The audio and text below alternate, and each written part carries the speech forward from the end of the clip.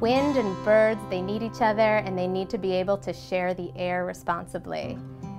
Because if we can't achieve bird and wind energy coexistence, then our birds' future is in serious jeopardy from climate change. The science overwhelmingly shows that climate change poses one of the greatest threats to our birds. A recent study by Birdlife International found that 1 out of 8 species of birds are at risk of extinction from climate change. These species can simply not adapt fast enough to a changing climate. For example, the California pelican has been appearing 900 miles north of their traditional breeding grounds due to unusually warm temperatures in the Pacific Ocean. And while the birds seem to be still carrying on typical mating behaviors, they have not been able to successfully lay eggs this far north. Another example, one of my favorite species, the iconic puffin, is similarly struggling. In the Gulf of Maine, these puffins are struggling to reproduce as their prey, such as herring and other small, slender fish that thrive in cold water, have moved northward as ocean temperatures increase.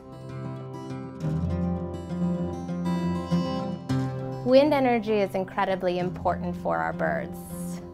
Recent modeling has shown that we need a significant increase in renewable energy development across the country by as early as 2050 if we are to mitigate the most dire predictions for climate change. And at Defenders, while we have made it a big priority to work with the wind industry to site and operate wind energy responsibly for birds, it's important to think about wind in the greater context of other threats. Wind energy and birds dominate the media. But when we look across the other threats to birds, if we look holistically for populations, wind energy is a much smaller threat than some more common threats we see to birds.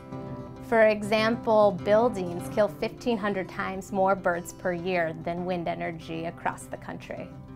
We coined the term SMART from the start about 10 years ago.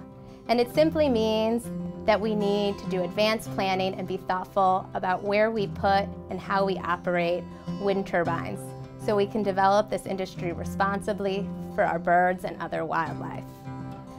For example, we worked diligently with the wind industry to develop the Wind Energy Guidelines. This is a national document that guides the development and siting of wind across the country to reduce impacts to birds. We're also working with the wind industry to mitigate their impacts through habitat restoration and protection in areas that are most important for birds, so we ensure that those areas never get developed and are restored appropriately. I think the future has never been brighter. Over the last decade, we have shown that we can site wind responsibly for birds, and we also see new exciting technologies coming online that will allow us to make existing facilities even safer for birds.